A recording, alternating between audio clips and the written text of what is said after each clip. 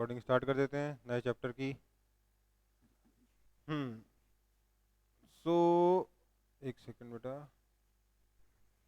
हम्म, तो आज हम नया चैप्टर शुरू कर रहे हैं। नए चैप्टर का नाम क्या है? Centre of mass, momentum and collision. काफी बड़ा चैप्टर है आपके 11th क्लास का। ये शायद 11th क्लास का सेकंड सबसे बड़ा चैप्टर है। इससे बड़ा चैप्टर इसका अगला वाला है, रिजिड बॉडी डायनामिक्स। बट उसके बाद ये सेकंड लार्जेस्ट चैप्टर है पूरी क्लास 11th का। ठीक है, ये दो चैप्टर क्लास 11th में सबसे बड़े होते हैं, ये वाला और इसका अगला वाला। दोनों में हम लोग बेसिकली कई बार दोनों चैप्टर्स को कंबाइनली सिस्टम ऑफ पार्टिकल्स भी कहते हैं। ठीक है, तो इस चैप्टर का नाम क्या है? Centre of mass, momentum and collision. ठीक है, मोमेंटम के बारे में हल्का फुल्का आइडिया है अपन को, उस आइडिया को और आगे एनहांस करेंगे हम लोग इस चैप्टर में। और अभी हम लोग शुरुआत करेंगे with the topic centre of mass. सेंटर ऑफ मास क्या होता है बेटा? कोई बताएगा मुझे? हम्म सेंटर ऑफ मास क्या होता है, कोई बताएगा मुझे?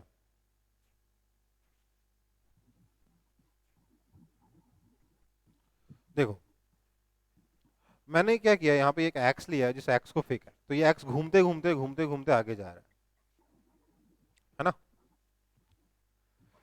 ठीक है, दिख रहा है आप लोगों को? ये एक्स घूमते हुए आगे गया। अब अगर मैं इस एक्स के सारे पॉइंट्स को नहीं, किसी एक पॉइंट को चुनता हूँ। लेट से मैं ये वाला हैंडल का एंड चुनता हूँ, तो इसको मैं मार्क कर रहा हूँ विथ कलर। चलिए एक काम करते हैं, गोला बना देता हूँ यहाँ पे ब्लू कलर से। तो पहले ये यहाँ था, फिर यहाँ पहुँचा, फिर यहाँ पहुँचा, फिर यहाँ पहुँचा, यहाँ, यहाँ, यहाँ, यहाँ, यहाँ और फिर यहाँ। तो इसका जो मोशन है अगर आप देखो तो काफी अजीब सा दिख रहा है कि नहीं दिख रहा? ऐसे, ऐसे, ऐसे, कुछ अजीब सा मोशन दिख रहा है।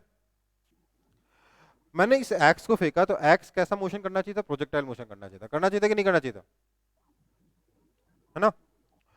तो अगर एक्स प्रोजेक्टाइल मोशन कर रहा है हमारा, दिखने में लग रहा है एक्स प्रोजेक्टाइल मोशन किया है, पर अगर मैं इस एक्स के इस हैंडल के एंड को देखूं, अगर मैं एक्स के हैंडल के एंड को देखूं जिसको मैंने सर्कल किया है, तो उसका पाथ किसी भी तरीके से पैराबोला नहीं लग रहा। लग रहा है क्या किसी को? नहीं लग रहा है।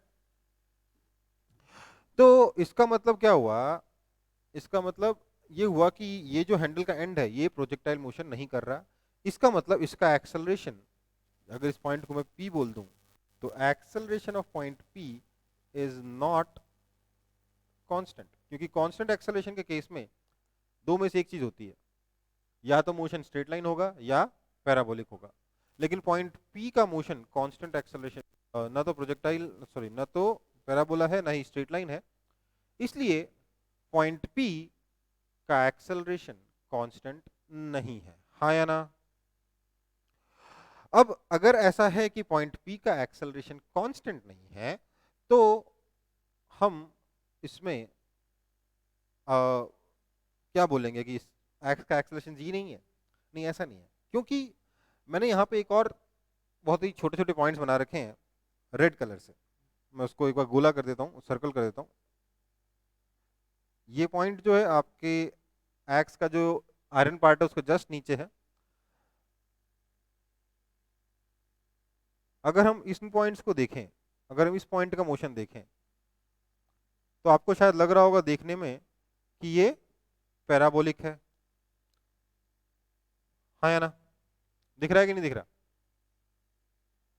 तो इसका मतलब ये हुआ कि इस एक्स के का हर एक पॉइंट, इस एक्स का हर एक पॉइंट तो प्रोजेक्टाइल मोशन नहीं कर रहा है, but there is a point जो कि प्रोजेक्टाइल नहीं बोलना चाहिए, पैराबोलिक मोशन कर रहा है। ठीक है, there is one point on this X जो कि प्रोजेक्टाइल मोशन जो कि पैराबोलिक मोशन कर रहा है, बाकी पॉइंट्स नहीं कर रहा है। तो इस पॉइंट को अगर मैं नाम दे देता हूं लेट्स से क्यू, तो मैं कहूंगा क्योंकि ये पैराबोलिक मोशन कर रहा है तो शायद इसका बारे में बात सही है कि acceleration of Q is a constant and in fact it is equal to acceleration due to gravity g. इसी पॉइंट को हम लोग सेंटर ऑफ मास, तो सेंटर ऑफ मास क्या हुआ? उसकी ये देखो, ये डायग्राम बना नहीं पाओगे आप, ये सब समझाने के लिए था। पर आपको ये चीज समझ में आनी चाहिए कि एक पॉइंट ऐसा है पूरे के पूरे एक्स में जो कि अभी भी, इवन दो एक्स का मोशन काफी कम है, उस एक पॉइंट का मोशन भी सिंपल प्रोजेक्टाइल मोशन जैसा हो रहा है, सिंपल पैराबोलिक हो रहा है। उस पॉइंट का एक्सेलरेशन जी है, ठीक है। उसी पॉइंट को हम सेंटर ऑफ मास कहेंगे। तो सेंटर ऑफ मास की डेफिनेशन क्या देंगे हम?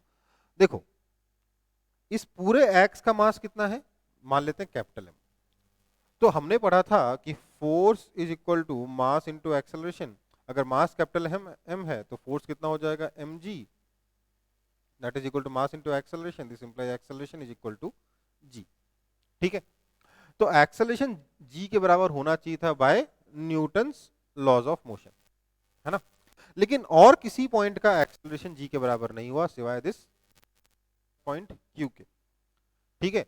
इसलिए हम कह रहे हैं कि ये एक बहुत ही स्पेशल पॉइंट है जो कि न्यूटन्स लॉज ऑफ मोशन को, इवन दो हमारा सिस्टम, हमारा जो ऑब्जेक्ट है वो एक पॉइंट ऑब्जेक्ट नहीं बचा है, उसका साइज हो चुका है, उसका शेप आ चुका है, वो एक्सटेंडेड बॉडी बन चुकी है, even though there is one point जो कि अभी भी force equal to mass into acceleration वाली इक्वेशन को फॉलो कर रहा है, उसी पॉइंट को हम सेंटर ऑफ मास नाम देंगे क्योंकि उसकी स्टडी करना आसान है, ठीक है।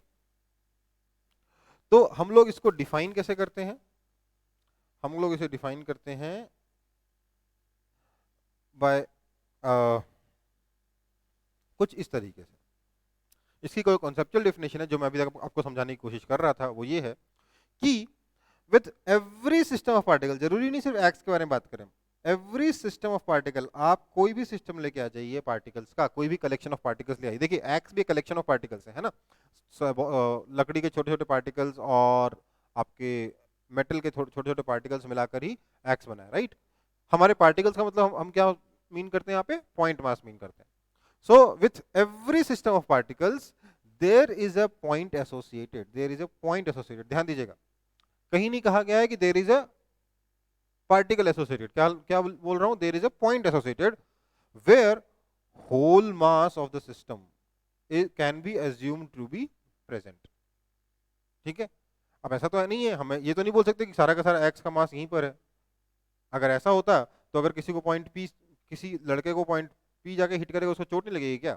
मान लीजिए यहाँ पे कोई आदमी खड़ा है, उसको एक्स का हेड हिट नहीं कर रहा, ये पॉइंट रेड वाला पॉइंट हिट नहीं कर रहा, बल्कि पॉइंट पी हिट कर रहा है, इस हैंडल का एंड हिट कर रहा है, तो क्या उसको चोट नहीं लगेगी? लगेगी। तो मैंने जब बोला कि पूरा का पूरा मास इस पॉइंट क्यू पर कंसेंट्रेट मान सकता हूं मैं, इसका मतलब क्या है? फॉर व्हाट पर्पज, ये भी तो बताना पड़ेगा। तो for the purpose of application of Newton's laws of motion, मतलब ये वो पॉइंट है जिसका acceleration Newton's laws of motion के हिसाब से आ जाएगा, पूरी की पूरी बॉडी का मास उस पॉइंट पे कंसेंट्रेटेड मानते हुए। कहने का मतलब आप मान लोगे कि पूरा का पूरा जो एक्स है, अगर वो पॉइंट क्यू पर कंसेंट्रेटेड है, अगर पूरा का पूरा एक्स का मास पॉइंट क्यू पे कंसेंट्रेटेड है, इस पे फोर्स लग रहा है नीचे की तरफ एम जी, तो इसका एक्सेलरेशन भी नीचे की तरफ आएगा जी, इसलिए इसका मोशन एक प्रोजेक्टाइल मोशन होगा, एक पैराबोलिक मोशन होगा। ये हम कहना चाहते हैं इस डेफिनेशन से, ये कॉन्सेप्चुअल डेफिनेशन है आपकी कि with every system of particles there is a point associated where whole mass of the system can be assumed to be present for the purpose of application of Newton's laws of motion. This point is called center of mass, ठीक है। इस x का centre of mass कहां था? वही point q था जो कि प्योर पैराबोलिक मोशन कर रहा था, प्रोजेक्टाइल मोशन की इक्वेशन इसके लिए वैलिड थी, ठीक है। सबको क्लियर है? अगर क्लियर नहीं हो तो अभी पूछ लो हैंड रेज करके।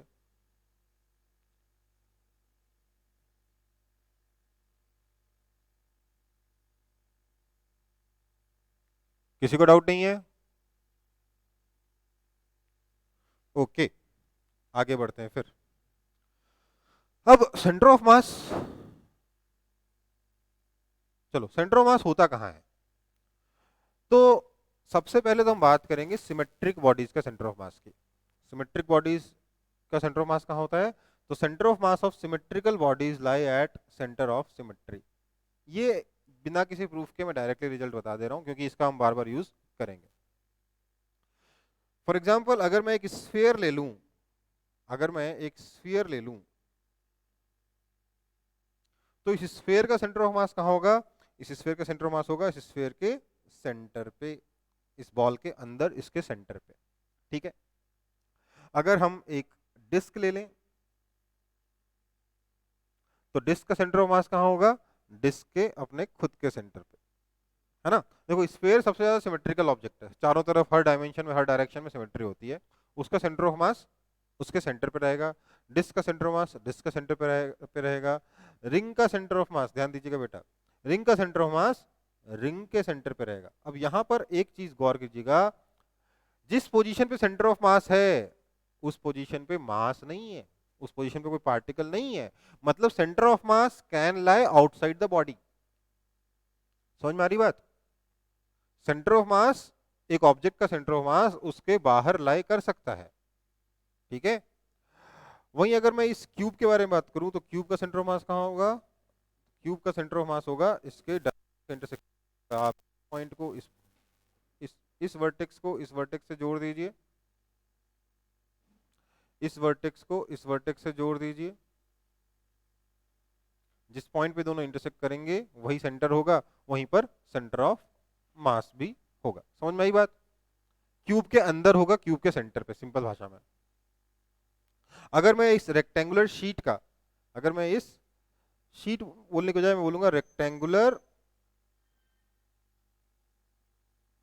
लैमिना। आप बोलोगे सर लैमिना क्या होता है? तो लैमिना होता है 2D ऑब्जेक्ट। मतलब हमारा जो ऑब्जेक्ट है उसके पास दो ही डायमेंशन है, तीसरा डायमेंशन नहीं है। आपका ये जो रेक्टेंगुलर शीट है इसकी थिकनेस निग्लिजिबल है। ठीक है। तो अगर इस रेक्टेंगुलर शीट है तो इसका सेंटर ऑफ मास कहाँ लाई करेगा? इस रेक्टेंगुलर शीट के बीचों बीच। हम चाहें तो इसको निकालने के लिए क्या कर सकते हैं, ये डायगोनल खींचिए, सही से खींचेंगे, ये डायगोनल खींचेंगे, दोनों का इंटरसेक्शन जो है वो सेंटर ऑफ मास होगा। ठीक है। समझ में आई बात? तो हमने स्फीयर का सेंटर ऑफ मास निकाल लिया। अब स्फीयर सॉलिड हो चाहे हॉलो हो, उसका सेंटर ऑफ मास स्फीयर के सेंटर पे ही रहेगा। डिस्क का सेंटर ऑफ मास डिस्क के सेंटर पे, रिंग का सेंटर ऑफ मास रिंग के सेंटर पे, क्यूब का सेंटर ऑफ मास क्यूब के सेंटर पे, क्यूबॉइड का सेंटर ऑफ मास क्यूबॉइड के सेंटर पे, रेक्टेंगुलर लैमिना का centre of mass rectangular lamina के सेंटर पे आएगा। अगला है हमारे पास सेमी सर्कुलर डिस्क।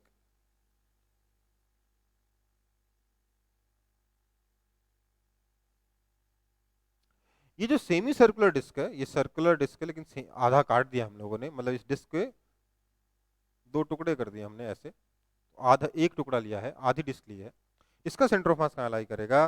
तो उसके लिए है कि देखो ये तो रहा डिस्क का सेंटर, अगर डिस्क पूरा होता है उसका सेंटर। अब हम क्या करेंगे, हमें इसका सेंटर ऑफ मास एग्जैक्टली कहाँ है ये पता नहीं है, तो हम क्या करेंगे, इस पॉइंट से एक ये लाइन ड्रॉ करेंगे जो कि डिस्क को दो इक्वल पार्ट्स में डिवाइड करेगा। ये डिस्क लाइन के इधर और इधर एक जैसी है, सिमेट्रिकल है। इसलिए मैं सिर्फ इतना कह रहा हूं, एग्जैक्ट लोकेशन तो हम बिना कैलकुलेशन का नहीं कर पाएंगे, पर सेंटर ऑफ मास जब भी लाई करेगा इसी लाइन पर लाई करेगा। ठीक है। तो इसका सेंटर ऑफ मास कहां लाई करेगा? Centre of mass will lie on axis of symmetry. Similarly अगर मैं एक सेमी सर्कुलर रिंग ले लूं, सेमी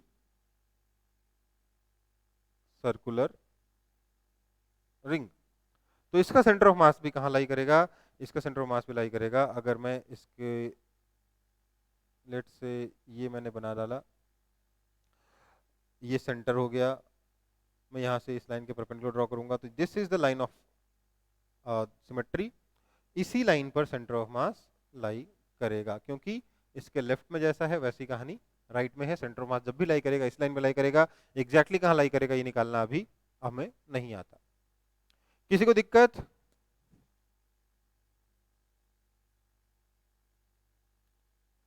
चलो, तो सेंटर ऑफ मास कहां लाई करता है? सेंटर ऑफ सिमेट्री पे। अगर सेंटर ऑफ सिमेट्री एग्जैक्टली नहीं पता हो तो कम से कम एक्सिस ऑफ सिमेट्री पे लाई करेगा। ठीक है। अब देखते हैं सेंटर ऑफ मास की मैथमेटिकल डेफिनेशन, जिससे हम सेंटर ऑफ मास की लोकेशन को कैलकुलेट कर पाए। ठीक है। तो क्या है डेफिनेशन? ये लंबी चौड़ी डेफिनेशन है, देखते हैं क्या कहता है ये। The centre of mass is a position defined relative to an object और सिस्टम ऑफ ऑब्जेक्ट्स। सबसे पहले तो सेंटर ऑफ मास है ना, वो एक ऑब्जेक्ट के रिलेटिव पोजीशन होगी, ठीक है। रिलेटिव पोजीशन किसके रिस्पेक्ट में होगी? ऑब्जेक्ट के रिस्पेक्ट में होगी। आपके मन मर्जी के हिसाब से निकालोगे तो अलग अलग कोऑर्डिनेट सिस्टम में, अलग अलग रेफरेंस फ्रेम में ऑब्वियसली सेंटर ऑफ मास की लोकेशन अलग अलग आएगी। It is the average position, it is the average position of all the parts of the system. जितने भी सिस्टम में पार्ट्स हैं उन सबकी एवरेज पोजीशन। लेकिन कौन सी average? Weighted according to their mass. मतलब जितना ज्यादा मास है वहां पर उस ऑब्जेक्ट को उतना ज्यादा वेटेज दो एवरेज निकालते वक्त, ठीक है। कैसे करते हैं समझ में थोड़ी देर में समझा दूंगा। पर किसी ऑब्जेक्ट का ज्यादा मास है तो उसके सेंटर मास उसके ज्यादा पास में होगा, इसलिए उसकी पोजीशन को ज्यादा वेटेज दीजिए, ठीक है। So average position of mass है basically, average position of mass, उसको क्या बोलते हैं? Centre of mass. For simple rigid body objects with uniform density the centre of mass is located at the centroid. ये हम लोग ऑलरेडी देख चुके हैं। सेंट्रॉइड का मतलब बेसिकली सेंटर ऑफ सिमेट्री। कि अगर आपके पास सिंपल रिजिड बॉडीज है, मतलब कि आपके पास सिमेट्रिकल ऑब्जेक्ट्स हैं, तो सिमेट्रिकल ऑब्जेक्ट्स के लिए सेंटर ऑफ मास कहाँ लाई करता है? उसके सेंट्रॉइड पर या उसके सेंटर ऑफ सिमेट्री पर। देखिए, अगर मेरे पास ये एक्स एक्सिस है, ये वाई एक्सिस है और ये जेड एक्सिस है, ये मैंने लेट से कोऑर्डिनेट सिस्टम ले रखा है, ये मेरा कोऑर्डिनेट सिस्टम फिक्स्ड है। अब मैंने यहां देखा एक मास यहां रखा हुआ है, लेट से ये मास m1 है। एक और मास यहां रखा हुआ है, लेट से ये मास m2 है। एक और मास यहां रखा हुआ है, लेट से ये वाला मास m3 है। मेरे सिस्टम में 3 मास है। स्पेस में रखें, फ्री स्पेस में, एक्स वाई प्लेन में नहीं, आपके स्क्रीन के प्लेन में नहीं, बल्कि उसके ऊपर नीचे हर तरफ कहीं पे भी हो सकता है। और मुझे इसका सेंटर ऑफ मास निकालने के लिए कहा गया, तो मैं क्या करूंगा? मैं बोलूंगा m1 की पोजीशन निकालो सबसे पहले। तो लेट से m1 की पोजीशन आती है r1 वेक्टर। m2 की पोजीशन लिखो, तो m2 की पोजीशन लेट से आती है r2 वेक्टर। फिर m3 की पोजीशन लिखो, तो लेट से m3 की पोजीशन आती है r3 वेक्टर, ठीक है। तो ऐसे में हम कहेंगे कि इस सिस्टम का जो सेंटर ऑफ मास होगा उसकी पोजीशन को मैं लिखूंगा r centre of mass vector. इसका हमारे पास मैथमेटिकल फॉर्मूला है।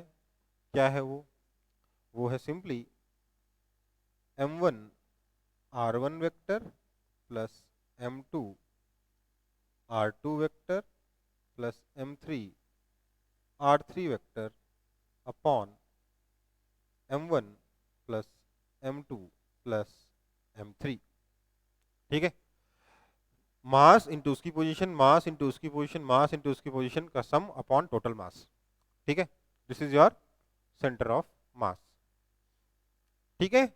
This is how we calculate centre of mass. सेंटर ऑफ मास का यूज कैसे होता है मैं पहले बता चुका हूं। सेंटर ऑफ मास वो पोजीशन है जिसका acceleration force equal to mass into acceleration से मिलेगा। Net force equal to mass into acceleration, net force equal to net mass into acceleration से मिलेगा, उसको हम सेंटर ऑफ मास कहेंगे। और सेंटर ऑफ मास की पोजीशन मिलती कैसे है? सेंटर ऑफ मास की पोजीशन मिलती है बाय दिस फॉर्मूला जो मैंने आपकी स्क्रीन पर भी लिखा है, m1 r1 vector plus m2 r2 vector plus m3 r3 vector upon m1 plus m2 plus m3। Is it right? Is it okay? समझ में आ गया? ये डेफिनेशन है बेटा, आप इसको क्वेश्चन नहीं करोगे कि सर ये कैसे आया। देखो सीधे सीधे ध्यान दीजिए, मैंने बोला एवरेज पोजीशन, इसका मतलब ये नहीं कि मैं r1 vector plus r2 vector plus r3 vector कर दूंगा।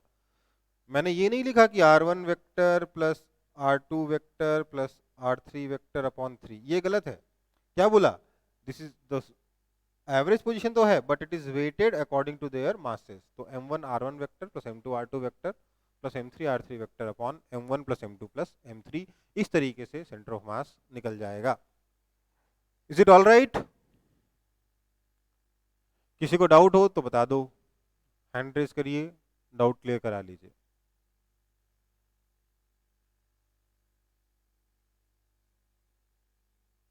ठीक है, आगे बढ़ते हैं फिर।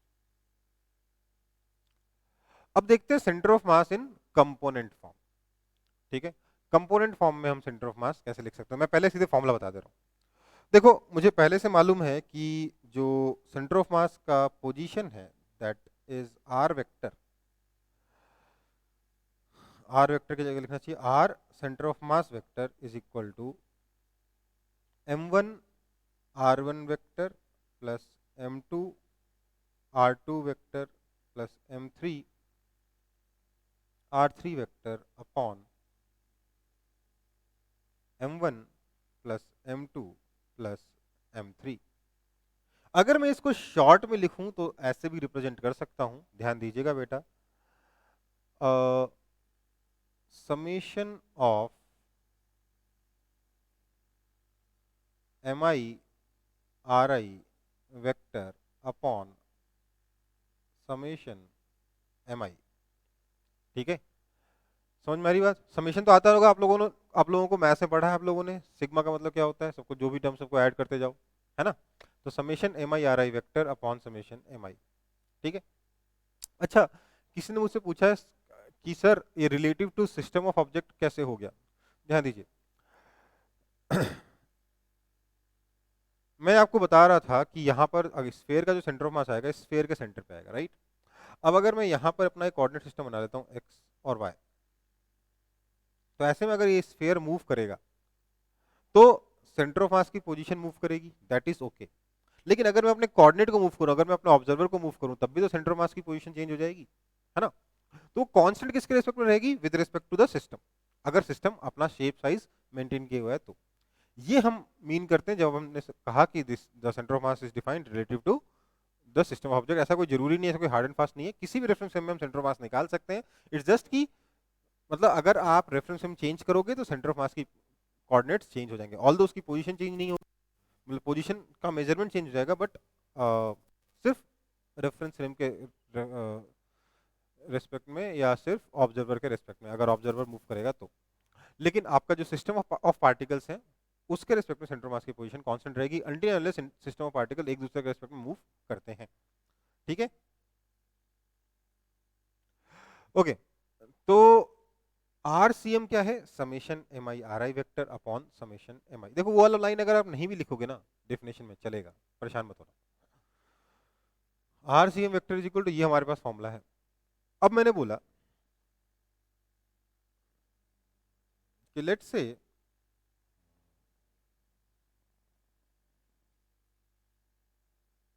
से हमारा जो ri वेक्टर है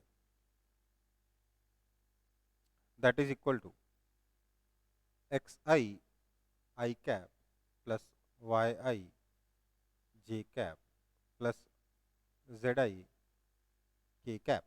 लेट्स से ये हमारा ri वेक्टर है, ठीक है? किसी ith ऑब्जेक्ट का या mi मास का जो ऑब्जेक्ट है उसकी पोजीशन ये है।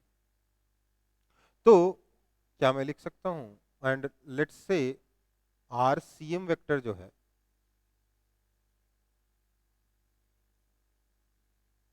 RCM वेक्टर क्या है?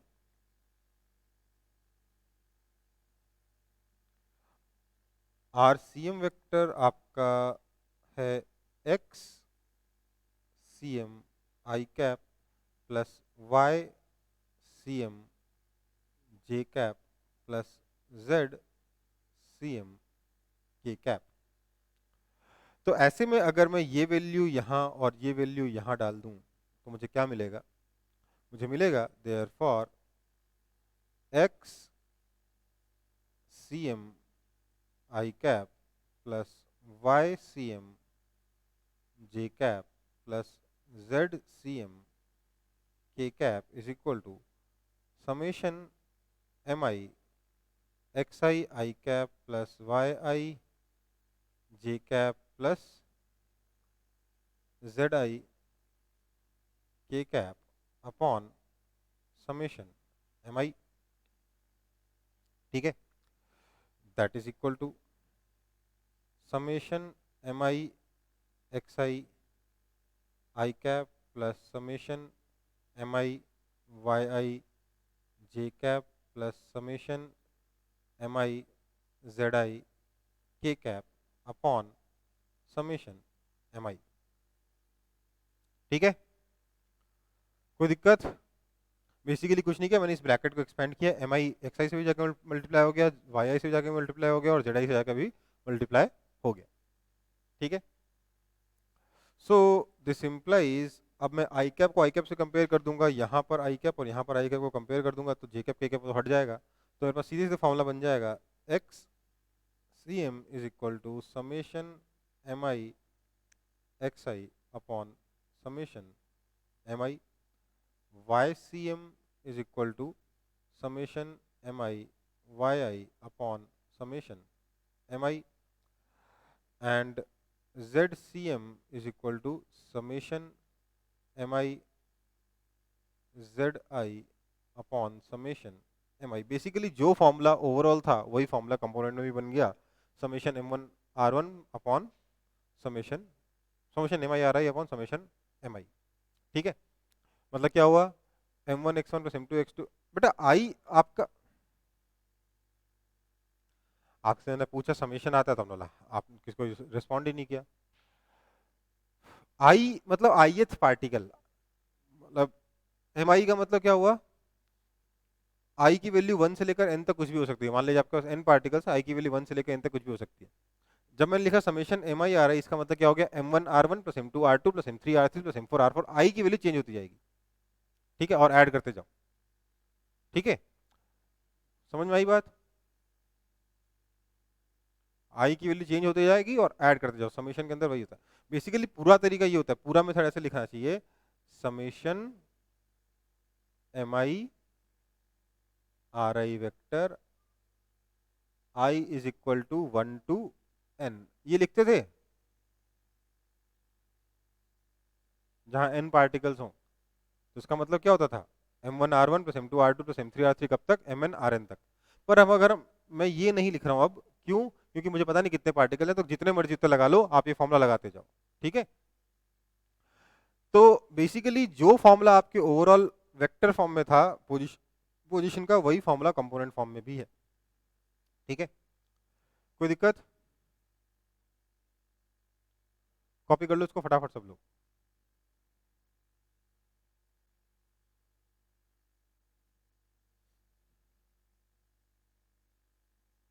आगे बढ़ता हूं,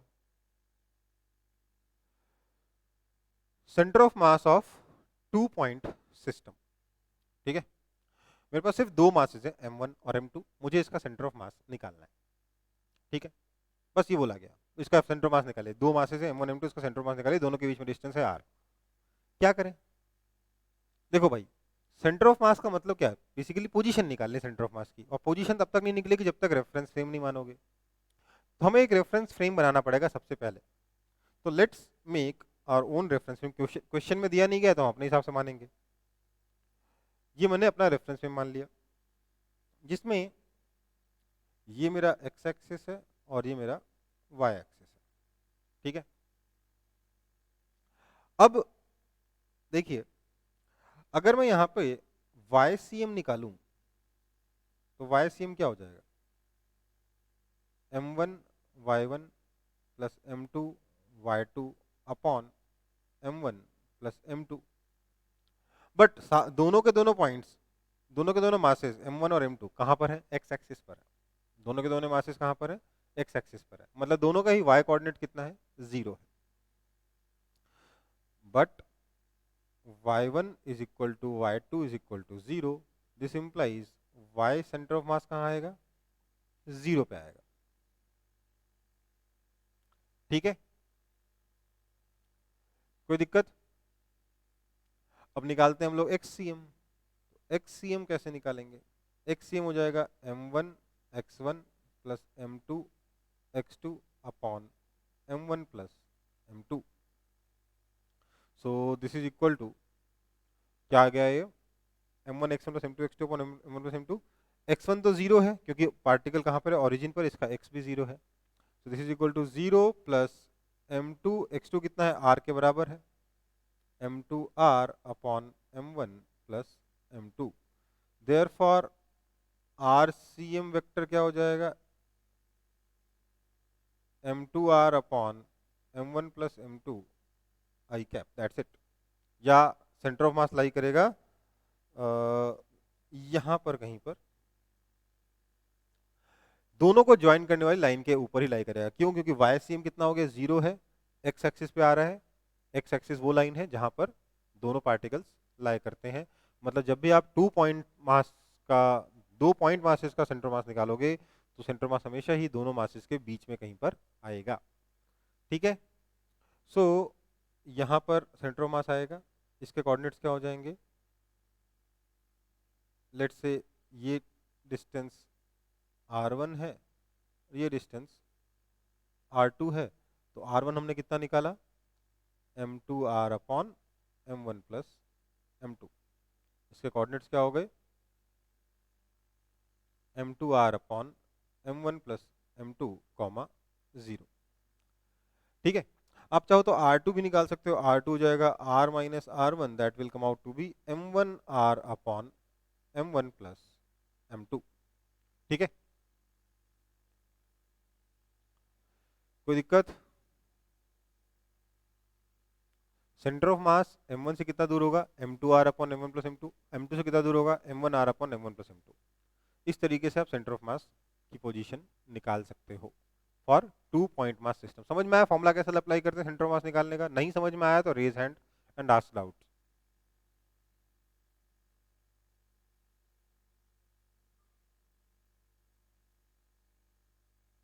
ओके, आगे बढ़ते हैं। अगला फिर एग्जांपल है, 7 equal masses are kept at vertices of a cube of side length a। ठीक है, एक क्यूब है, क्यूब के कितने वर्टेक्स होते हैं? 8 वर्टेक्स होते हैं, सबको पता है। उनमें से 7 वर्टेक्स पर इक्वल मासेस रखे हैं। कितना दे रखा है ये भी नहीं दे रखा, मान लेते हैं m रखा है। We need to find the distance of center of mass of the system from vacant vertex। vacant vertex से center of mass कितनी दूरी पे है ये हमें बताना है। ठीक है, तो इसके लिए क्या करें? इसके लिए सबसे पहले तो मैं बनाऊंगा क्यूब। क्यूब बनाते हैं।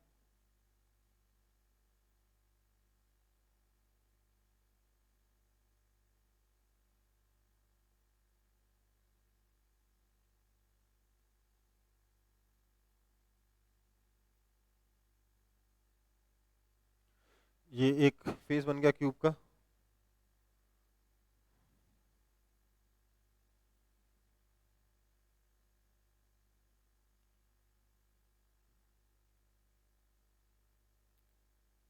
ये दूसरा फेस बन गया।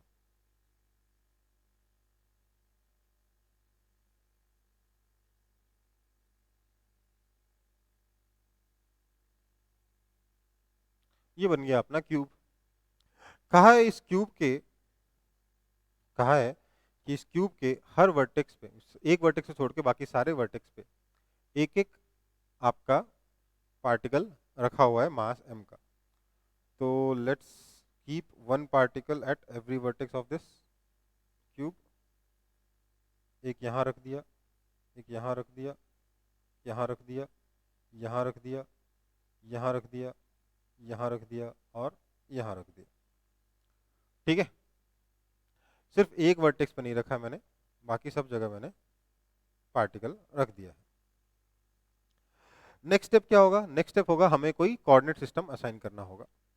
हमें इसका अगर सेंटर मास निकालना है तो हमें कोऑर्डिनेट सिस्टम असाइन करना होगा। हमें दे रखा है क्यूब की साइड लेंथ a है, हमें एक कोऑर्डिनेट सिस्टम असाइन करना है और मेरे को डिस्टेंस कहां से निकालना है? From the vacant vertex. तो मेरे दिमाग में आया क्यों नहीं मैं वेकेंट वर्टेक्स को ही ओरिजिन मान लूं, तो वहां से डिस्टेंस निकालना आसान पड़ेगा।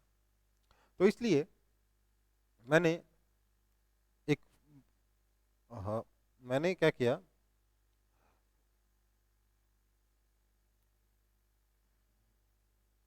इस वेकेंट वर्टेक्स को ओरिजिन मानते हुए 3 एक्सिस बनाई अपने हिसाब से। पहली एक्सिस मैंने बनाई ये ऐसी, दूसरी एक्सिस मैंने बनाई ऐसी और तीसरी एक्सिस मैंने बनाई कुछ ऐसी। आप बोलोगे सर ये कैसी एक्सिस है? देखो,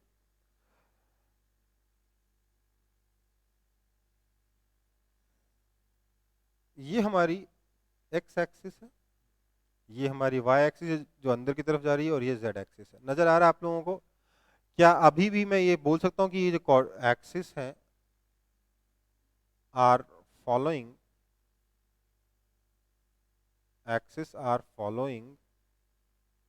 राइट हैंड रूल बोल सकता हूँ कि नहीं बोल सकता?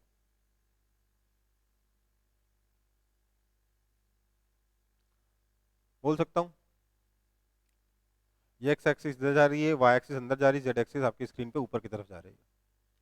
तो क्या एक्स से वाई की तरफ अगर मैं फिंगर्स फोल्ड करूंगा तो क्या थंब जेड की तरफ पॉइंट कर रहा है राइट हैंड का? ट्राई करके देख लो।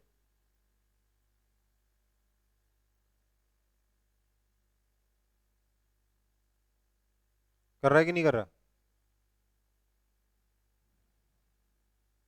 देखो, एक्स एक्सिस इधर है, जेड एक्सिस अंदर, वाई एक्सिस अंदर जा रही है, तो अंदर की तरफ फोल्ड किया, थंब जेड एक्सिस की तरफ पॉइंट किया, है ना? मतलब क्या है, ये राइट हैंड कोऑर्डिनेट सिस्टम है। मैंने राइट हैंड से ट्राई करके देख लिया, हाँ ये राइट हैंड कोऑर्डिनेट सिस्टम है। ओके, तो अब मैं इन सातों मासेस के कोऑर्डिनेट्स लिखूंगा। इसका कोऑर्डिनेट आ गया a,0, इसका कोऑर्डिनेट आ गया, अच्छा तीन कोऑर्डिनेट लिखने पड़ेंगे ना, जेड एक्सिस भी तो है, a,0,0 क्योंकि एक्स एक्सिस पे लाई करता है ये। इसका हो जाएगा 0,a,0, इसका हो जाएगा a,a,0। इन चारों में z तो a होगा, पर बाकी कोऑर्डिनेट्स भी तो लिखने हैं ना। तो इसका हो जाएगा 0,0,a, इसका हो जाएगा 0, जीरो नहीं, a,0,a, ये हो जाएगा a,a,a, और ये हो जाएगा, अगर आप देखोगे ध्यान से तो 0,a,a। ठीक है, हालांकि लिखने की जरूरत नहीं थी, फिर भी आपके हेल्प के लिए बता दिया। ये इसका कोऑर्डिनेट है, बाकी तो सब क्लियर ही है लोकेशन से। ठीक है बेटा, अब हम लिखेंगे इस सिस्टम का एक्ससीएम। अगर मैं इस सिस्टम का एक्ससीएम लिखूं, एक्ससीएम क्या हो जाएगा? Summation M I x I upon summation M. देखो भैया, समेशन एम का मतलब होता है टोटल मास। टोटल मास कितना है? 7m है, क्योंकि एक एक का मास मैंने m माना है, हर एक पार्टिकल का मास मैंने m एज्यूम किया है, तो टोटल मास कितना हो जाएगा? 7m। समेशन एम आई एक्स आई। अब देखो इसका, अगर आप देखें ध्यान से, तो इसका, इसका और इसका, इन तीनों का x 0 है, बाकी चारों का x a है। ठीक है, तो इसलिए अगर मैं इन चारों के लिए summation M I x i करूंगा तो क्या आ जाएगा? M a plus m a plus m a plus m a, 4 बार आएगा, 4ma upon 7m, that is equal to 4a/7।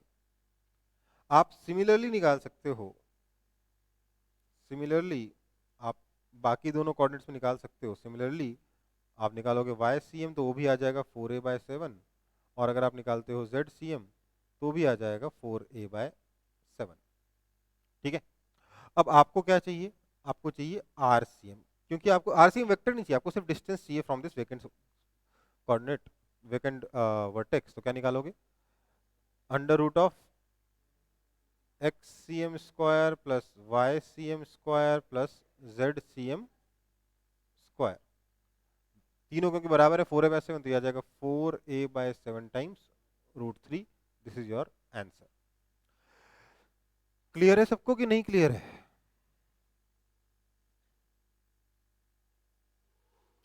Centre of mass कैसे निकालते हैं समझ में आ रहा है? कुछ नहीं करना है, मास इंटू कोऑर्डिनेट का सम करो, डिवाइड बाय टोटल मास कर दो। ठीक है,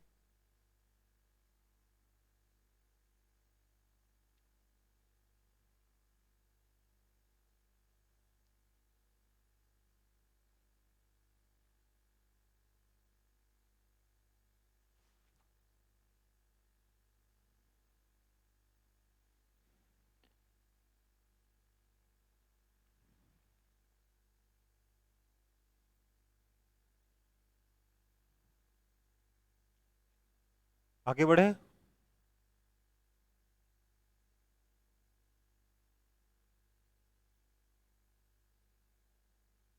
नहीं बढ़ना है आगे?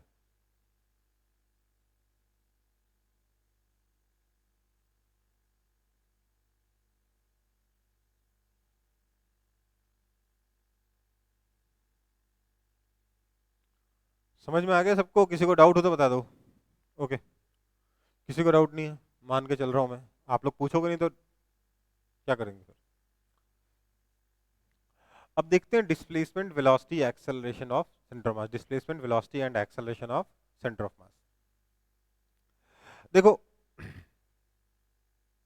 अगर हम displacement of centre of mass लिखें, देखिए displacement of centre of mass का आपको कोई फॉर्मूला बताता नहीं, पता नहीं क्यों।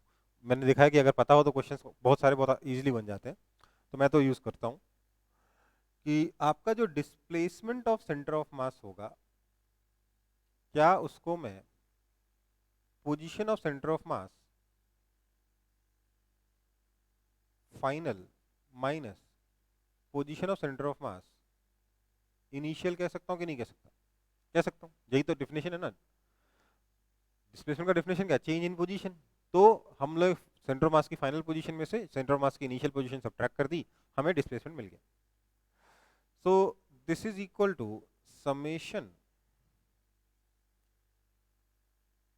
M I R I vector, लेकिन कौन सा वाला? फाइनल वाला, upon summation M i minus summation M I R I vector, लेकिन कौन सा?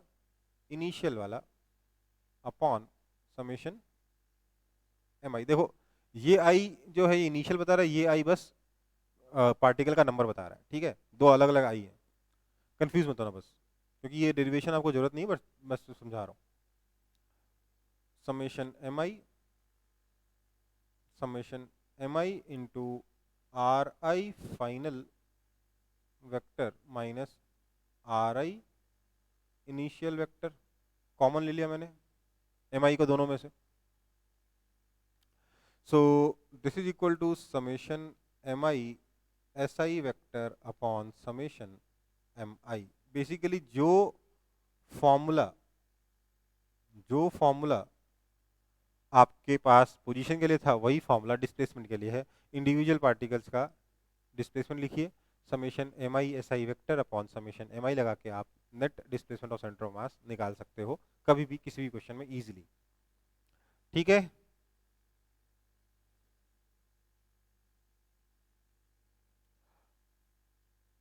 अब देखो, अगर मुझे velocity of centre of mass निकालना हो तो मैं क्या करूंगा? That is equal to d d t of position of centre of mass, है ना? That is equal to d d t of summation M I R I vector upon summation M i, that is equal to 1 upon summation mi, that is basically total mass, into summation mi ddt of ri vector. This is equal to summation mi vi vector upon summation mi. This implies velocity of center of mass कैसे मिल गया आपको? Basically ये है m1 v1 vector plus m2 v2 vector and so on upon m1 plus m2 plus and so on. समझ में आया? Basically जो formula centre mass की पोजीशन के लिए है वही डिस्प्लेसमेंट के लिए है, और उसी तरीके से वही फॉर्मूला एक्सेलरेशन के लिए बन जाएगा। Acceleration of centre of mass is equal to summation M I A I vector upon summation M I. ठीक है? इस तरीके से आप acceleration of centre of mass भी निकाल सकते हो। ठीक है? इतना ही नहीं, आप इन वेलोसिटी और एक्सेलरेशन के कंपोनेंट भी इस तरीके से निकाल सकते हो। Velocity of centre of mass का लेट्स से एक्स कंपोनेंट निकालना है, that is simply equal to summation M I V I का X component upon summation M आई। बेसिकली आप चाहे वेलोसिटी निकालो, चाहे एक्सेलरेशन निकालो, चाहे डिस्प्लेसमेंट निकालो, चाहे पोजीशन निकालो, चाहे इनके कंपोनेंट्स निकालो, हर बार आप सेम फॉर्मूला यूज कर सकते हो। इसमें आपको कोई टेंशन लेने वाली बात नहीं है कि सर इसका क्या फॉर्मूला होगा, उसका क्या फॉर्मूला होगा, सबका फॉर्मूला सेम है। ठीक है? अगर किसी को कोई आपत्ति हो तो बता दो।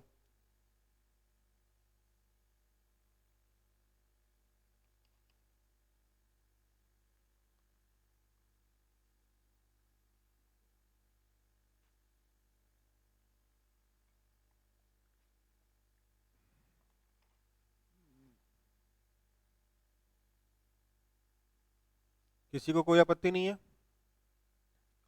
ओके, फिर आगे बढ़ते हैं।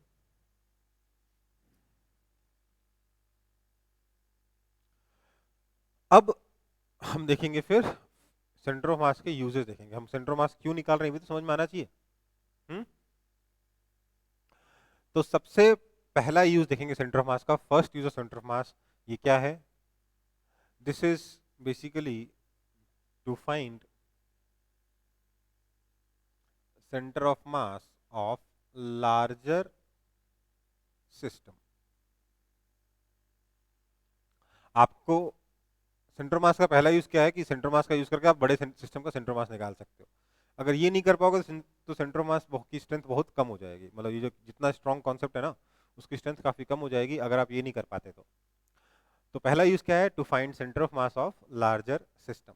जैसे कि मान लेते हैं हमारे पास ये एक्स कोऑर्डिनेट है, ये एक्स एक्सिस है, ये वाई एक्सिस है, और हमारे पास ये कुछ पार्टिकल्स हैं जिनको मैंने ब्लू कलर से ड्रॉ किया है।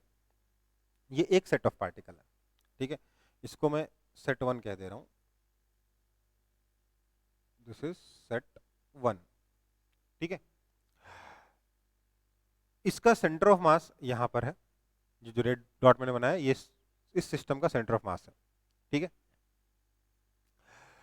अब ये जो रेड डॉट है ये अपने आप में इन सारे के सारे पार्टिकल्स का की पोजीशन को रिप्रेजेंट करता है। लेट्स से इनका जो टोटल मास है वो m1 है। m1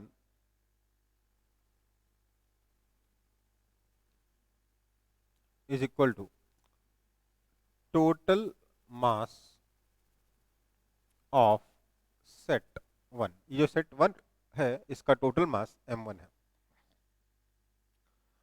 और यहां पे मेरे पास एक दूसरा सेट है, आपको आई होप नजर आ रहा है। ये मैंने ग्रीन कलर से ड्रॉ किया है। नजर आ रहा है सब लोगों को? ये आपकी स्क्रीन थोड़ी छोटी होती है, ओके, नजर आ रहा है, ठीक है। इन ग्रीन डॉट्स को के कलेक्शन को मैं सेट 2 कह दे रहा हूं, ठीक है। This is my set 2। अब ये जो सेट 2 है इसके इसका सेंटर ऑफ मास यहां पे लाई करता है। ये जो दूसरा रेड डॉट मैंने बनाया, ठीक है, ये मेरे को पता है। मुझे सेट 1 का सेंटर ऑफ मास पता है, मुझे सेट 2 का सेंटर ऑफ मास पता है। मुझे बोला गया है कि अच्छा इसका टोटल मास आपको दे रखा है m2। सेट 2 का टोटल मास कितना दे रखा है? m2। आपको सेट 1 के सेंटर मास की पोजीशन और सेट 2 के सेंटर मास दोनों की पोजीशन पता है। लेट्स से इसका पोजीशन है r1 वेक्टर और इसकी पोजीशन है r2 वेक्टर। सेट 1 के सेंटर मास की पोजीशन क्या है? r1 वेक्टर, और सेट 2 के सेंटर मास की पोजीशन है r2 वेक्टर। अब मुझे अगर इस पूरे के पूरे सिस्टम का सेंटर ऑफ मास चाहिए, centre of mass of set 1 plus set 2 system, दोनों सेट को जोड़ने के बाद जो सिस्टम बनेगा उस पूरे सिस्टम का अगर मुझे सेंटर ऑफ मास निकालना है तो मुझे क्या करना चाहिए? मान लेते हैं इसमें 1 से लेकर 10 पार्टिकल्स हैं, इसमें 11 से लेकर 30 पार्टिकल, इसमें 10 पार्टिकल है सेट 1 में, और सेट 2 में 20 पार्टिकल्स हैं। पार्टिकल्स का नंबर दे दिया। सेट 1 में 1 से लेकर 10 और सेट 2 में 11 से लेकर 30। अब मेरे को अगर ओवरऑल सेंटर मास निकालना होगा तो मुझे क्या करना पड़ेगा? मुझे करना पड़ेगा m1 r1 plus m2 r2 plus m3 r3 plus m4 r4। कब? कितनी बार? 30 बार, है ना। मुझे 30 बार करना होगा, तब जाके मुझे ओवरऑल सेंटर ऑफ मास मिलेगा, है ना। उसकी जगह मैं डायरेक्टली कर सकता हूं कि आपका जो RCM वेक्टर होगा that will B m1, sorry ये स्मॉल m नहीं है, कैपिटल m है। Capital m1 r1 vector plus capital m2 r2 vector upon m1 plus m2। सिर्फ इन दो पॉइंट्स का सेंटर ऑफ मास निकाल लीजिए, इस सेंटर ऑफ मास और इस सेंटर ऑफ मास का ओवरऑल सेंटर ऑफ मास निकाल लीजिए, वो आपके दोनों सिस्टम के कलेक्शन का सेंटर ऑफ मास हो जाएगा। This is first use of centre of mass कि अगर आपको किसी छोटे छोटे सिस्टम्स का सेंटर ऑफ मास पता है, एक सेट 1 का पता है, एक सेट 2 का पता है, और आपको बड़े सिस्टम का मतलब सेट 1 और सेट 2 के कलेक्शन का सेंटर ऑफ मास चाहिए, तो आप सिंपली इन दोनों सेट्स को पॉइंट ऑब्जेक्ट की तरह ट्रीट करके दोनों के सेंटर ऑफ मास का के पोजीशन का यूज करते हुए आप ओवरऑल सेंटर ऑफ मास निकाल सकते हो। समझ में आया कि नहीं आया?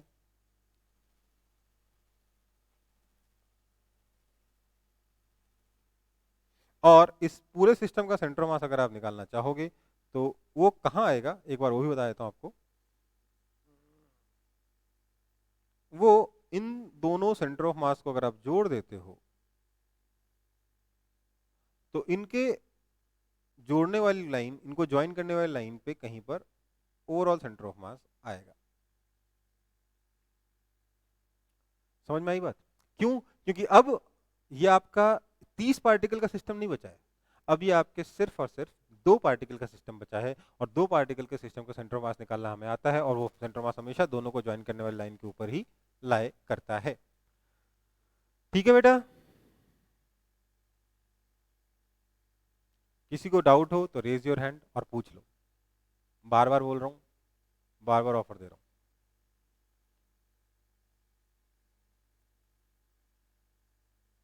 ठीक, कॉपी हो गया ये?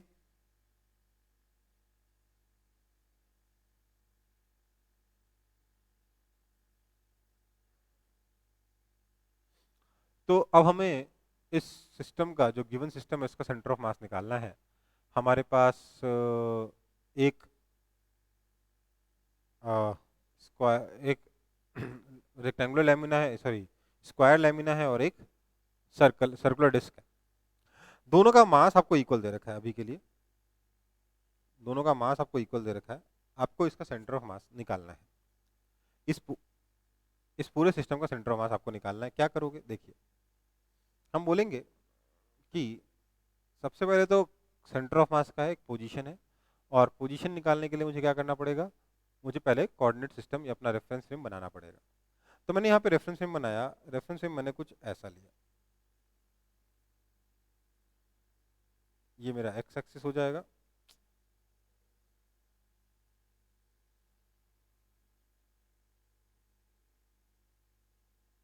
ये मेरा एक्स एक्सिस हो जाएगा, और ये मेरा वाई एक्सिस हो जाएगा। इसको मैंने एक्स एक्सिस कह दिया, इसको मैंने वाई एक्सिस कह दिया। ठीक है? अब क्या है, ये जो स्क्वायर लैमिना है, इसका सेंटर ऑफ मास इस स्क्वायर के सेंटर पे लाई करेगा, मतलब यहां कहीं लाई करेगा,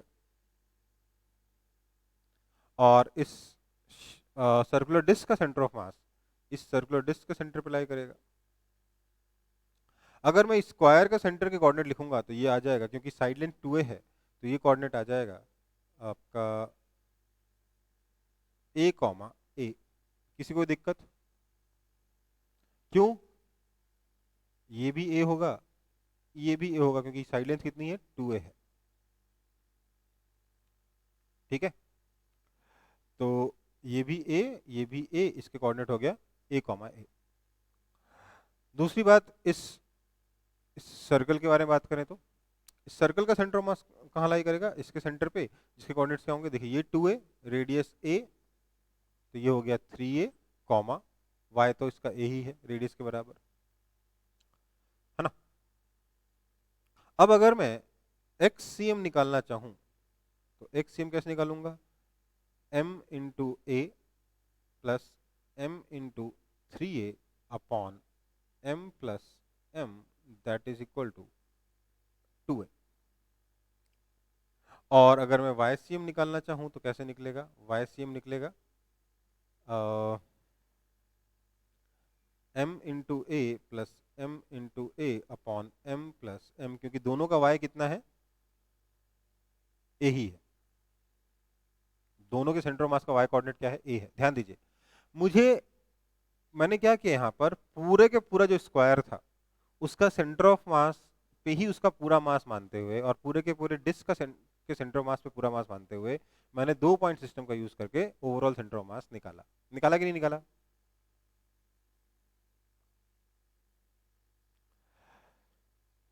ये कोऑर्डिनेट क्या आ गया? ये आ गया A, so position of centre of mass क्या हो जाएगा, 2a I cap plus a J cap. Basically यहां पर सेंटर ऑफ मास लाई करेगा। क्योंकि मैंने दोनों का मास, ध्यान दीजिएगा बेटा, क्योंकि मैंने दोनों का मास इक्वल लिया है, तो आप डायरेक्टली भी कह सकते थे कि इस पॉइंट और इस पॉइंट के बीचों बीच लाई करेगा, मतलब यहां लाई करेगा, जो हमारा फाइनल आंसर आया है। लेकिन अगर मान लीजिए मैं दोनों का मास अनइक्वल ले लेता, मैं बोलता दोनों की मास डेंसिटी सेम है, तो मैं क्या कह सकता था, इसका मास हो जाता m, जो भी होता है वो मास पर यूनिट एरिया मल्टीप्लाइड बाय इस स्क्वायर का एरिया, और इस डिस्क का क्या हो जाता, मास मास पर unit area multiplied by disc का एरिया। ठीक है, तो दोनों मासेस की वैल्यू, ये वाला m और ये वाला m जो भी मैंने सेम दे रखा है, वो अलग अलग होते, इक्वेशन में इतना इजीली कैंसिलेशन नहीं होता और आंसर कुछ और आ सकता था। लेकिन उस केस में भी मैं एक चीज जरूर कह सकता हूं, क्या, कि जब भी सेंटर ऑफ मास आएगा, वो उसका y कोऑर्डिनेट तो a ही रहेगा। क्यों? क्योंकि दोनों का इंडिविजुअल y कोऑर्डिनेट a है। आपका जो ओवरऑल सेंटर ऑफ मास आएगा, इन दोनों के सेंटर को ज्वाइन करने वाली लाइन के ऊपर ही आएगा, दैट मीन्स उसका y कोऑर्डिनेट हमेशा a ही रहेगा। ठीक है बेटा,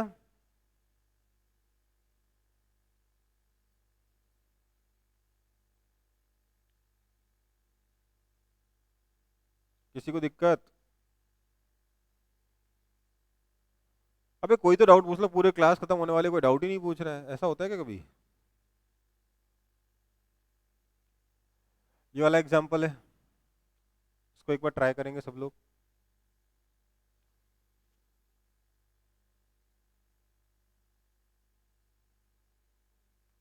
अब देखो इन क्वेश्चंस में सबसे बड़ी प्रॉब्लम क्या है, आपको पहले से बताया ही नहीं गया कि कोऑर्डिनेट सिस्टम क्या है। तो आपको कोऑर्डिनेट सिस्टम पहले मानना पड़ेगा, तो ऑब्वियसली आप जैसा कोऑर्डिनेट सिस्टम मानोगे उसी हिसाब से अलग अलग आंसर आपके आ सकते हैं। मैं चाहता हूं आप सबका आंसर सेम आए, इसलिए मैं कोऑर्डिनेट सिस्टम अपना अज्यूम कर ले रहा हूं, जो आपको अज्यूम करना है।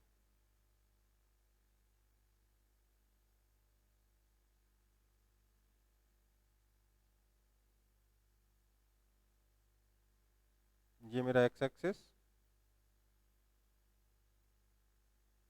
और ये मेरा वाई एक्सिस।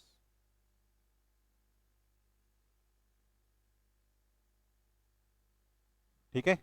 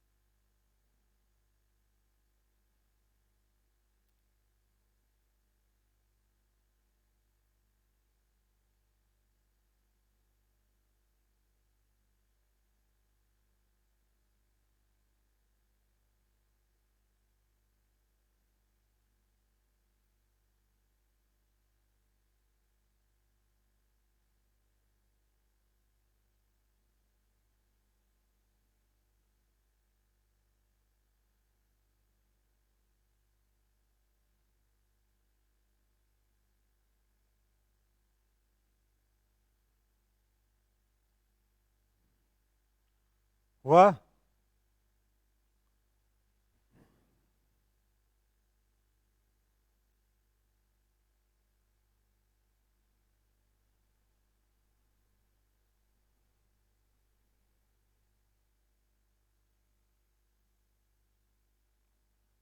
नहीं हुआ? देखो भाई, क्वेश्चन बहुत सिंपल ही है। क्या है, मेरे पास ये 5 आइडेंटिकल प्लैंक्स हैं, है ना? सबकी थिकनेस दे रखी है, सबका लेंथ दे रखा है, और किस तरीके से एक दूसरे के ऊपर अरेंज्ड है ये भी दे रखा है। तो मेरे को इसका ओवरऑल अगर सेंटर ऑफ मास निकालना है, तो सबसे पहली चीज जो मैं कह सकता हूँ वो ये कि बाय सिमेट्री आपका सेंटर ऑफ मास जब भी लाई करेगा,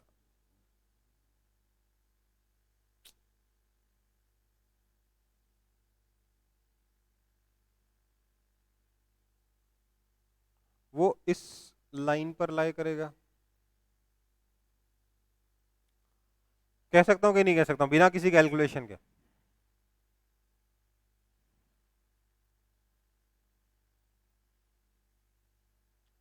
बोलो यार, लिख दो कि ये लाइन क्या मेरा एक्सिस ऑफ सिमेट्री है या नहीं है, इसके ऊपर और नीचे क्या मासेस एकदम एक जैसे हैं? बिल्कुल है, इसलिए सेंटर ऑफ मास जब भी लाई करेगा इसी लाइन पे लाई करेगा।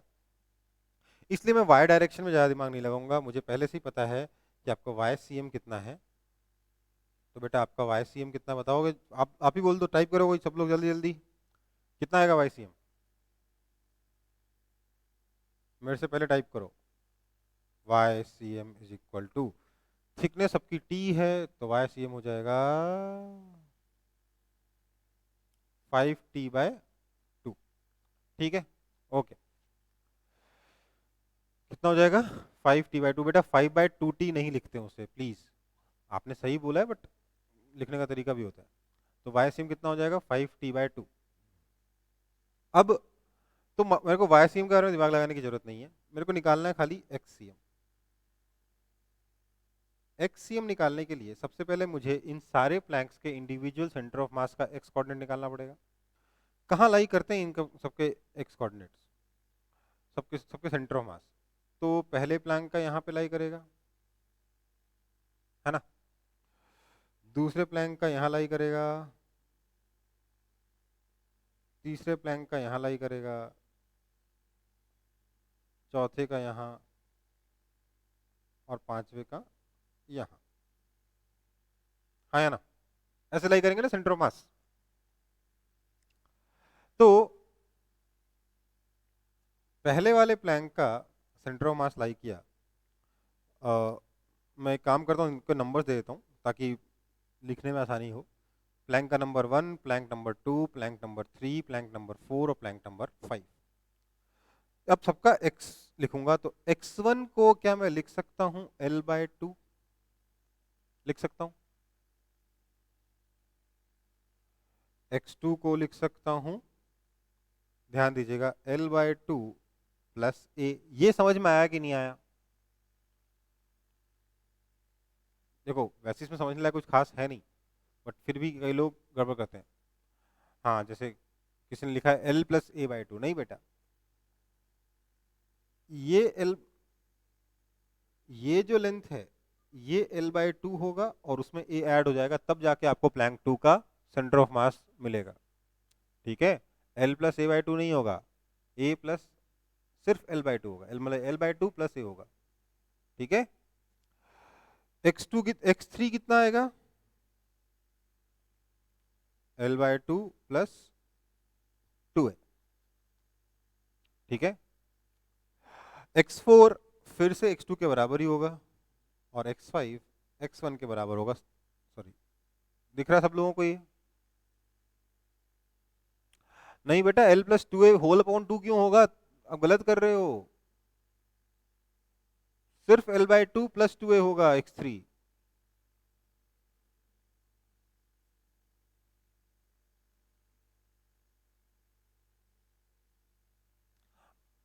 आप सेंटर निकाल ले रहे हो इस पॉइंट का और इस पॉइंट का, जबकि सेंटर निकालना है आपको इस पॉइंट का और इस पॉइंट का। समझ में आया? तो ये 2a प्लस L/2 आएगा। समझ में आई बात? हम्म, ओके। तो ये अपना पांचों x आ गए। अब हम निकालेंगे XCM कितना होगा। तो सर XCM तो बहुत आसान हो गया। आप मतलब कैसे बेटा? सर ये तो हो गया m into x1 plus m into x2 plus m into x3 and so on upon 5m। So that is simply x1 plus x2 plus x3 plus x4 plus x5 upon 5। सबको जोड़ोगे सब में l/2 तो है ही है, तो ये हो जाएगा l/2 तो सीधे आ गया, प्लस एक में क्या आएगा देखिए तो जरा, 0 plus a plus 2a plus a upon 5 that is equal to l/2 plus 4a upon 5। This is your answer, l/2 plus 4a upon 5। 5l plus 8a whole upon 10 बिल्कुल सही है। ठीक है, समझ में आई बात? देख कैलकुलेशन के इस तरीके आपके अलग हो सकते हैं, बट कैलकुलेशन करनी सेम है ये पता होना चाहिए। ठीक है, तो क्या किया हम लोगों ने, बेसिकली इंडिविजुअल प्लैंक्स को उनके सेंटर ऑफ मास पे मानते हुए ओवरऑल सेंटर ऑफ मास निकाल लिया। अब देखो इसी तरीके के क्वेश्चन और भी बन सकते हैं, मैं करवा नहीं रहा हूँ आपको, बस बता दे रहा हूँ कि क्वेश्चन कैसे कैसे बन सकते हैं। आपसे बोला जाएगा देखिए सर एक प्लैंक ऐसे है, एक प्लैंक ऐसे है, दोनों ने मिलकर लेटर बनाया टी, इसका सेंटर ऑफ मास निकालना है। करना है क्या है, टी के ऊपर वाले प्लैंक का सेंटर मास यहाँ पे, नीचे वाले प्लैंक का सेंटर मास यहाँ पे, इन दोनों का ओवरऑल सेंटर मास निकालना है, यही करना है ना। किसी कभी इसी तरीके से आपको पूरा का पूरा लेटर बना के दिया जाएगा फिजिक्स, बोलेगा सेंटर मास निकालो, तो यही काम करना होगा, कुछ नया नहीं करना होगा। ठीक है बेटा, पूरा लेटर बना के दे देंगे फिजिक्स और ओवरऑल सेंटर मास निकालिए, तो बैठ के कैलकुलेशन करनी, क्या करोगे, कुछ कर थोड़ा ना सकते इसमें। ठीक है,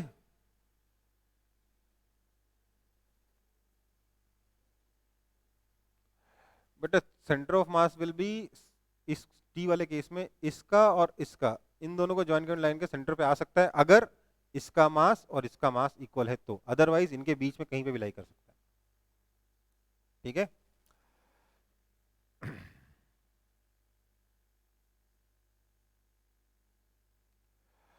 तो अब देखते हैं centre of mass of continuous mass distribution. अभी तक हम लोग क्या देख रहे थे, centre of mass of point mass निकाला ना हम लोगों ने, अगर एक पॉइंट मास रखे हुए हैं तो सबका सेंटर मास कैसे निकालेंगे, राइट?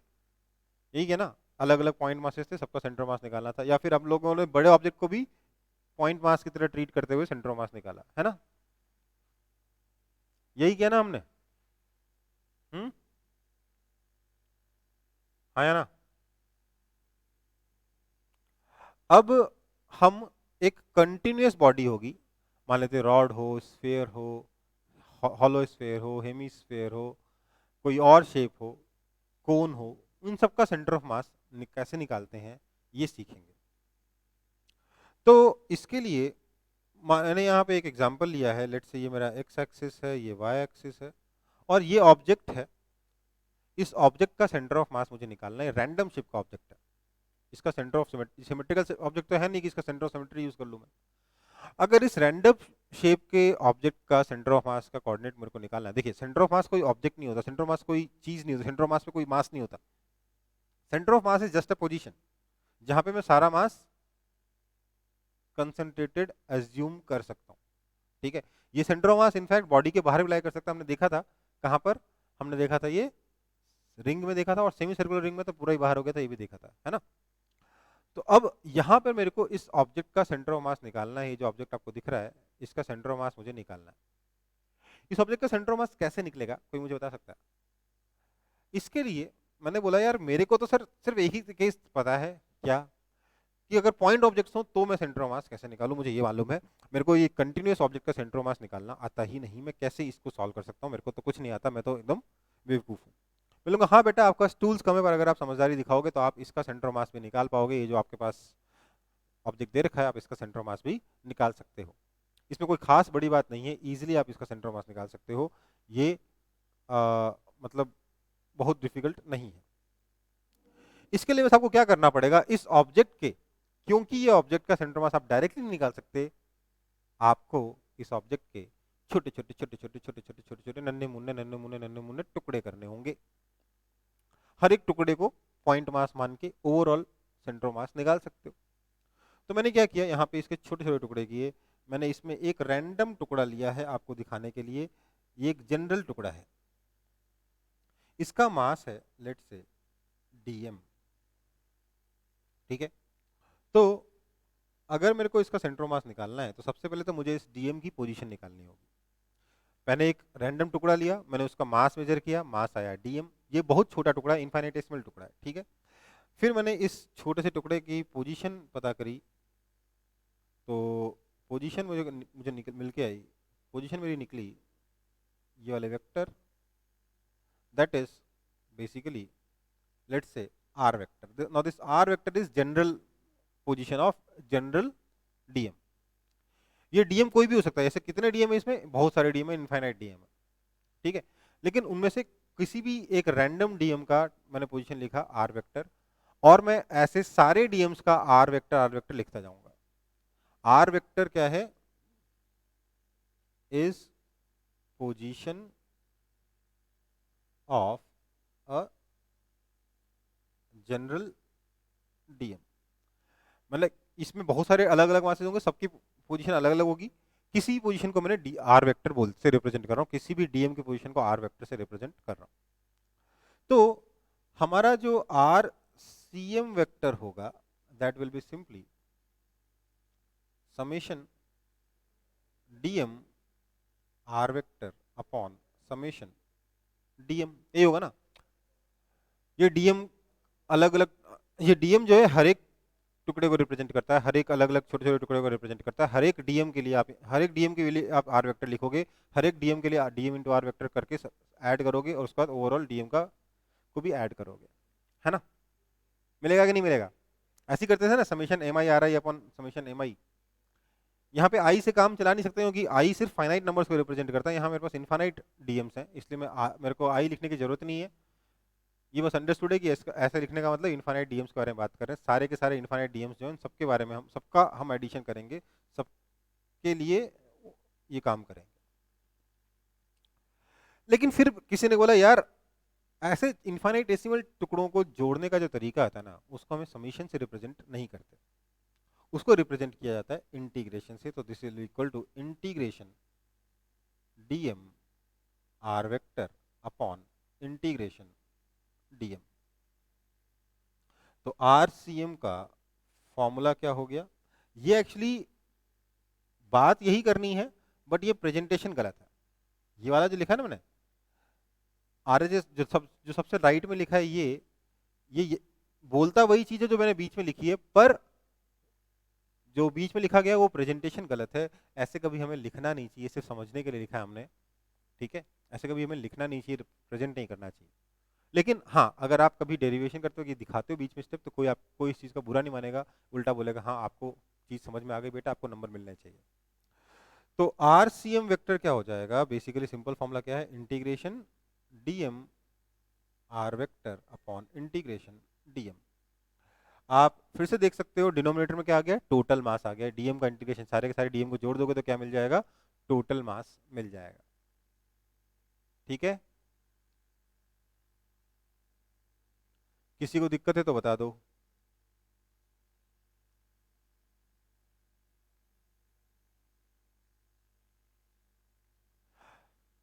इसका एक एप्लीकेशन करेंगे, फिर मैं क्लास छोड़ूंगा। मुझे पता है आप अगली क्लास के लिए लेट हो रहे हो, बट फिर भी मेरे को इसका एक एप्लीकेशन कराना है, नहीं तो कोई फायदा नहीं है अभी पढ़ने का। तो मैंने बोला मैं निकालूंगा centre of mass of this rod. अच्छा एक चीज और, कई लोग क्या करते हैं ना, जो मैं ऐसे रैंडम शेप बनाता हूँ एग्जैक्टली इसी को कॉपी करने की कोशिश करते हैं, पूरा कंफ्यूज हो जाते हैं। आपको पता है मैंने ये शेप कैसे बनाया, मैंने एक बार ऐसे बनाया, अगले बनाऊंगा पता क्या बनेगा, अगले बनाऊंगा शायद ऐसा बन जाएगा, अगले बनाऊंगा तो कुछ ऐसा। जैसे मर्जी वैसे बना लो, बस आपको एक रिप्रेजेंट करना है, क्या एक रैंडम शेप की बॉडी है, उसके लिए मैं ये काम कर रहा हूं, ठीक है।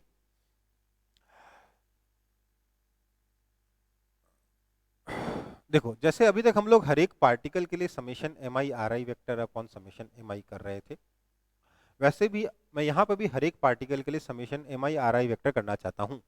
पर दिक्कत यहाँ पे पार्टिकल के साइज बड़े हैं, तो मेरे को पार्टिकल और छोटे छोटे पार्टिकल्स चाहिए, मेरे को एकदम पॉइंट मासेस चाहिए। तो मैंने एक डीएम लिया रैंडम पोजीशन पे, डीएम एक पॉइंट मास लिया, उसका मैंने बोला summation DMI RI upon summation DMI किया। ये जो मैंने यहाँ पे आई नहीं लिखा है ना,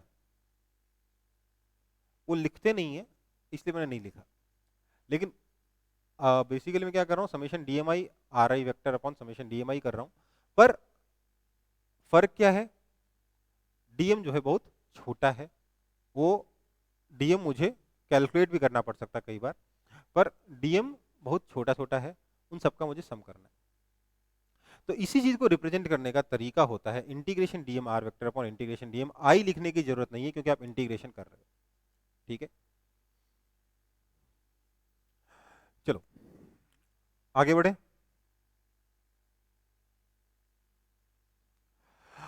तो हम अब कैलकुलेट करेंगे centre of mass of rod. ध्यान दीजिएगा बेटा, काफी कॉन्सेप्चुअल है। मैं नेक्स्ट क्लास में दोबारा से करवाऊंगा, बट फिर भी इस क्लास में ज्यादा डिटेल में कराऊंगा इसको। मेरे को इस रॉड का सेंटर ऑफ मास निकालना है, तो सबसे पहले सेंटर ऑफ मास निकालने के लिए मुझे एक कोऑर्डिनेट सिस्टम चाहिए होगा, नहीं तो मैं सेंटर ऑफ मास निकाल ही नहीं सकता। तो मैंने एक कोऑर्डिनेट सिस्टम ले लिया ऐसा, ये मेरा एक्स एक्सिस है, ये मेरा वाई एक्सिस है। ठीक है, फिर मैंने बोला लेट से इसका मास मेरे को m दे रखा है, लेंथ मेरे को लेट से l दे रखा है। ठीक है, और मेरे पास ये यूनिफॉर्म रॉड है। कैसी रॉड है? यूनिफॉर्म रॉड है। मैं यूनिफॉर्म रॉड का सेंटर मास निकाल रहा हूँ। यूनिफॉर्म रॉड है, मेरे को इस यूनिफॉर्म रॉड का सेंटर ऑफ मास निकालना है। तो मैंने क्या बोला, इस यूनिफॉर्म रॉड का सेंटर ऑफ मास निकालने के लिए मैं सबसे पहले तो इस रॉड के टुकड़े टुकड़े करूंगा। अब टुकड़े कैसे करूं? टुकड़े करने के लिए मैंने बोला मैं किसी जनरल डिस्टेंस x पर जाऊंगा, इस एंड से, ये जो एंड है ना रॉड का, इससे एक जनरल डिस्टेंस x पे जाऊंगा, या फिर अपने कोऑर्डिनेट सिस्टम में जनरल डिस्टेंस x पे जाऊंगा। मेरे को YCM निकालने की जरूरत नहीं, क्योंकि मुझे पहले से पता है YCM कितना आएगा, 0 आएगा। सारा का सारा मास जो है वो कौन से एक्सिस पर है? x एक्सिस पर ही है, इसलिए YCM कितना आएगा? हमेशा ही 0 आएगा इस केस में, इस कोऑर्डिनेट सिस्टम में, है ना। तो मैंने पहले ही बोल दिया YCM 0। अच्छा, एक और बात, फिजिक्स में जो आपकी रॉड होती है ना, उसकी थिकनेस निग्लिजिबल है, सिर्फ लेंथ से मतलब है, थिकनेस निग्लिजिबल है, थिकनेस 0 है, ऐसा मान के चलते हैं। तो हमारे पास ये x डिस्टेंस पर हमने क्या किया, एक छोटा सा लेंथ dx कंसीडर किया रॉड का। dx कैसे रिप्रेजेंट कर रहा हूं, समझ में आ रहा है आपको? dx के साथ हमेशा x एसोसिएटेड होगा, समझ लो। मैं x एक्सिस के लॉन्ग x डिस्टेंस पे गया और वहां जाके मैंने dx लेंथ का एक छोटा सा रॉड कंसीडर किया, ये वाला टुकड़ा। दिख रहा है सबको? इस छोटे से टुकड़े का मैंने मास लिया है लेट से dm। मुझे ये dm निकालना है। सबसे पहले तो मैं dm निकालूंगा, तब तो मैं आगे का काम कर पाऊंगा। तो मैंने बोला कि इसका dm निकालने के लिए मुझे इसकी लेंथ पता है, मुझे dm निकालना है, तो मुझे चाहिए मास पर यूनिट लेंथ। मुझे क्या चाहिए? लेट्स से मास पर unit length is equal to lambda मान लिया मैंने। मास पर यूनिट लेंथ को मैंने लेट से लैम्डा मान रखा है। अब मैंने अगर मास पर यूनिट लेंथ को लैम्डा माना, तो मेरा जो लैम्डा है उसकी वैल्यू हो जाएगी m/l। ठीक है, क्योंकि यूनिफॉर्म रॉड है मैं डायरेक्टली ये काम कर सकता हूं, lambda is equal to m/l which is a constant. ठीक है, इस तरीके से मैंने dm निकाला, सॉरी dm नहीं निकाला, लैम्डा निकाला। इसको हम लीनियर मास डेंसिटी भी कहते हैं। क्या कहते हैं? लीनियर मास डेंसिटी भी कहते हैं। मैं सब टर्म्स आपको सिर्फ इसलिए बता रहा हूं ताकि क्वेश्चन में अगर कभी आ जाए गलती से तो कंफ्यूज नहीं होना, सर ये क्या होता है, ये तो आपने कभी पढ़ाया नहीं। सब कुछ आता है, एक टर्म का नाम नहीं पता इसलिए गड़बड़ हो गई, ऐसी कांड नहीं करने अपन को। ठीक है, तो लैम्डा जो है मास पर यूनिट लेंथ है विच इज अ कांस्टेंट m/l। तो अब मैं लिखूंगा इसका जो छोटा सा मास है dm, वो कितना हो जाएगा? इसकी लेंथ है dx, dx बहुत छोटा है पर है तो है सही। इसकी लेंथ है dx, मैं इसको पॉइंट मास की तरह ट्रीट करूंगा थोड़ी देर बाद, बट फिर भी इसका मास लिखने के लिए मुझे इसकी लेंथ चाहिए, छोटी सी length. dm is equal to हो जाएगा लैम्डा dx, मास पर unit length multiplied by length is the mass of this part. इस पार्ट को हम क्या बोलते हैं, ऐसे जब हम छोटा टुकड़ा लेते हैं ना किसी ऑब्जेक्ट का, उसको हम कहते क्या है, इसको हम कहते हैं एलिमेंट। क्या कहते हैं, एलिमेंट कहते हैं। हम क्या करते हैं, एक रॉड के छोटे छोटे टुकड़े काटते हैं, हर एक टुकड़े को क्या बोलते हैं, एलिमेंट कहते हैं। एक वी हैव कंसीडर्ड, अगर प्रॉपर लैंग्वेज में बोलोगे तो कैसे बोलोगे, let's consider an element of this rod at a distance x having length dx। ठीक है, समझ में आई बात। तो ये जो एलिमेंट है जिसको जोड़ जोड़ के ये बना है, उसका मास हमने लिख लिया, उसका x ऑलरेडी हमें मालूम है, हमने x ही माना ही था। तो हम लिखेंगे कि जो x cm होगा, क्योंकि y cm तो 0 हो चुका है, हमें x cm निकालने, सिर्फ हमें x cm ही निकालना है। तो x cm जो होगा that will be equal to integration dm x upon integration dm, that is equal to dm की वैल्यू डाल देंगे ऊपर भी नीचे भी, तो आ जाएगा इंटीग्रेशन लैम्डा dx, तो lambda x dx upon integration lambda dx। लेकिन अब ध्यान दीजिएगा बेटा, रॉड इनफाइनाइट नहीं है, रॉड फाइनाइट है। इसमें x जहां वहां से आप वेरी नहीं करा सकते, x की लिमिट है, x की मिनिमम वैल्यू 0 है और मैक्सिमम वैल्यू l है ना। इसलिए x पे आपको लिमिट लगाना पड़ेगा 0 से l, 0 से l। एक तरीके से आप ऐसे समझ सकते हो कि x की किस किस वैल्यू के लिए आपको रॉड का एलिमेंट मिलेगा। तो x इज इक्वल टू 0 से एलिमेंट मिलना शुरू करेगा, x is equal to l तक मिलेगा, 0 से मिलना शुरू करेगा, l तक मिलेगा। उसके पहले अगर आप x को -2 डाल दोगे या नेगेटिव में डाल दोगे तो कोई एलिमेंट नहीं है, वहां पे रॉड है ही नहीं। और x इक्वल टू l से बड़ा डाल दोगे तब भी आपको कोई एलिमेंट वहां पे नहीं मिलेगा। लेट्स से आपने x इक्वल टू 12 डाल दिया, तब भी आपको वहां पे कोई एलिमेंट नहीं मिलेगा।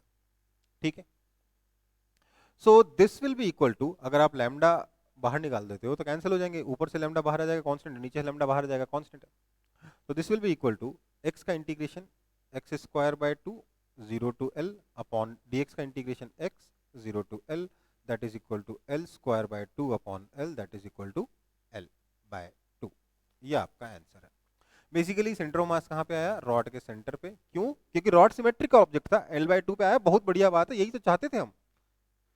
ठीक है, ये मेहनत करके हमने निकाला है उस आंसर को जो हम बिना मेहनत के डायरेक्टली बता सकते थे। क्यों, क्योंकि मैं आपको सिखाना चाहता हूं यहाँ पे कि हम सेंटर ऑफ मास कैसे निकालते हैं, निकालने का प्रोसेस क्या होगा। जब शेप्स थोड़े कॉम्प्लेक्स होंगे तब हम कैसे सेंटर ऑफ मास निकाल लेंगे, उसका प्रोसेस क्या होगा, ये हमें यहाँ देखना था। ठीक है,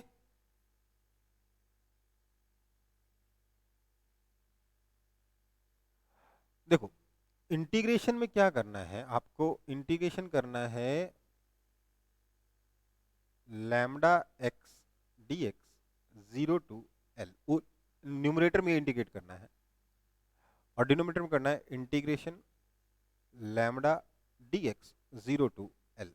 दिस इज इक्वल टू, दोनों से लैम्डा बाहर आ गया, लैम्डा ऊपर से भी बाहर आ गया, नीचे से भी बाहर आ गया, इंटीग्रेशन x dx नीचे इंटीग्रेशन dx। कहां से कहां तक, 0 से l तक, 0 से l तक।